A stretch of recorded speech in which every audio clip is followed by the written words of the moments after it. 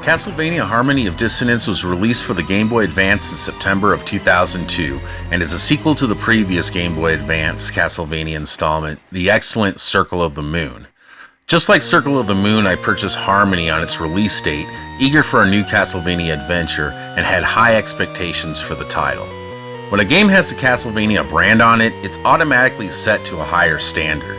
Excellent graphics, gameplay, and a haunting soundtrack are a must, and for die-hard fans such as myself, expected. Playing Harmony 13 years ago, I remember being impressed with the graphics and the familiar Metroidvania style that we had become accustomed with ever since the release of Symphony of the Night, which was welcomed back with a nerd-fueled embrace that only other gamers could possibly relate to. It was Castlevania, true alright, but there seemed to be one problem: the music. Circle of the Moon was released only a year previously, and in my opinion is a fantastic game with excellent graphics and a superb soundtrack. I expected the same, and frankly, even better this time around. I was sorely disappointed when I began Harmony, only to be introduced to boops and beeps reminiscent of the 4-channel NES sound chip.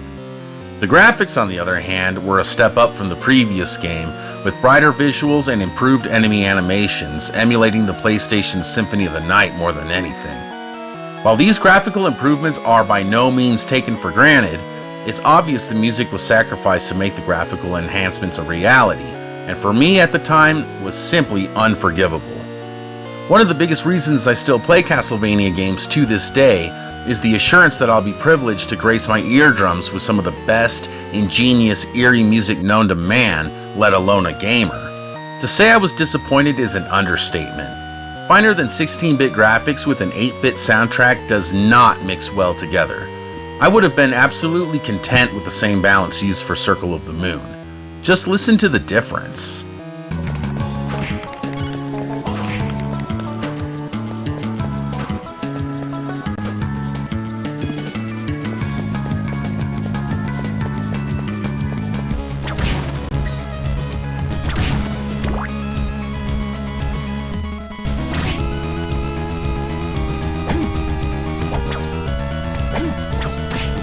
Unfortunately, this game seemed to have started a trend amongst GBA games, with other developers copycatting Konami such as Capcom with their Final Fight release on the Advance. Ugh, that music sounds like Hagar took a shit in my ears. I finished Harmony of Despair and then never played it again. Until now, that is. 13 years later, in celebration of Halloween, I decided to give it another go. I had no desire whatsoever to play this game ever again until I played through Circle of the Moon once more about a year ago. All I could think of was how disappointed I was with the music and avoided it like Dracula avoids the Bible. The memories of that soundtrack had haunted me for years, and not in the way a Castlevania soundtrack should. This time I'm playing it on my TV with the Retron 5. So let's take a look at this game 13 years since I've last played it and see how it holds up today, and see if my opinion of it has changed at all. So like I mentioned before, Harmony of Dissonance continues the Metroidvania-style gameplay that was popularized with the PlayStation's epic Symphony of the Night, and continued on with Circle of the Moon. If you've played either of these previous titles, then not a whole lot is going to be new here. In fact, Symphony's assistant director, Koji Igarashi, was hired on to produce Harmony with the intent to make it as much like Symphony of the Night as possible.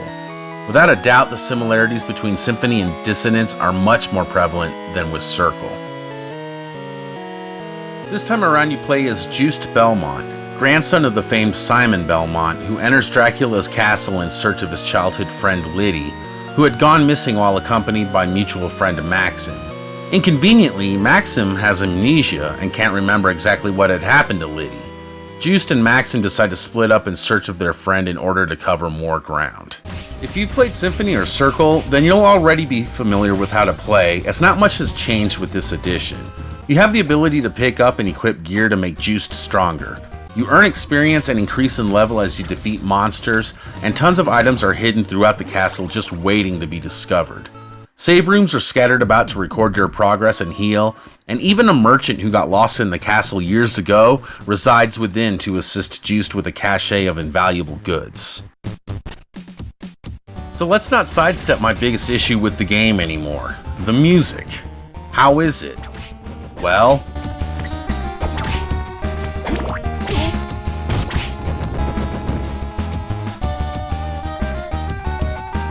honestly, it didn't bother me nearly as much as it had before.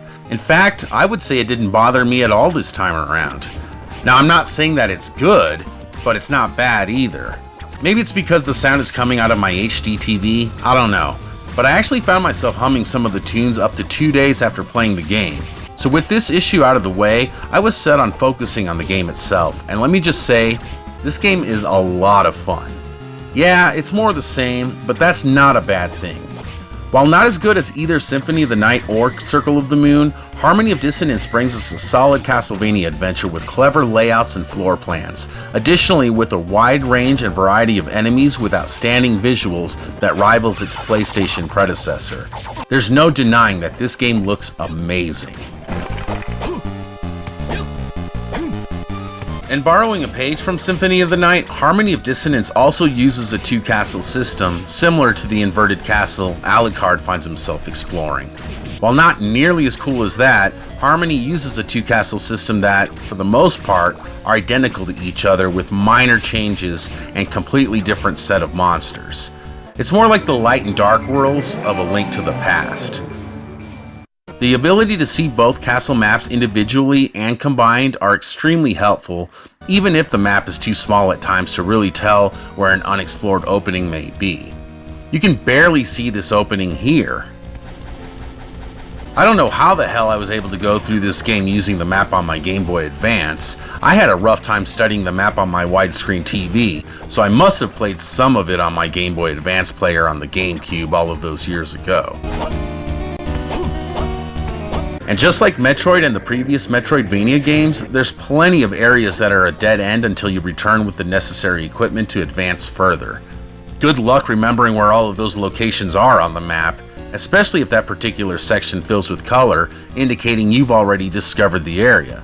I would love the ability to mark the map to remind you where to return to later, similar to what the Castlevania series did with the map on Curse of Darkness several years later. I did a lot of running around before I began to learn my way through Dracula's domain. This game does lack many of the hidden rooms the two previous games had, and I found that to be a bit of a bummer. While there are a few breakable walls in this castle, there don't seem to be nearly enough, and I found myself not swinging my whip at every structure I came across. Finding hidden rooms in Castlevania or Metroid was always exciting, so the lack of them here is a disappointment. But what I thought was extremely cool were the random pieces of furniture hidden throughout the castle like Easter eggs, used to furnish one of the rooms in Dracula's abode that you can call your own. It's simply just for fun.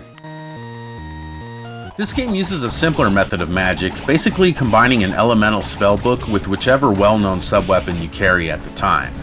Can't go wrong with the cross. Depending on which spell you use, this can prove to be extremely helpful in dispatching foes and especially bosses. It's pretty simple to get the hang of, as are the rest of the mechanics within the game. In fact, the entire game is pretty simple to get the hang of, and the difficulty level is a step down from that of Symphony or Circle, so that may be a letdown to some. But don't let that deter you from this title. I have to admit, I liked this one a lot better the second time around and appreciated it much more. I wasn't hung up on the less than stellar soundtrack anymore and accepted it for what it was. A very fun, engaging, and solid Game Boy Advance title.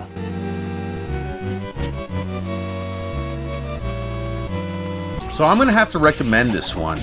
No longer is this a title I was so disappointed in that I didn't even bother with the third GBA installment, Aria of Sorrow.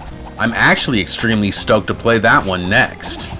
While it doesn't hold up to Symphony of the Night or Circle of the Moon, it is still very much Castlevania, and while it's impossible to not compare the three games, that shouldn't mean you should skip it just because you've experienced the other two.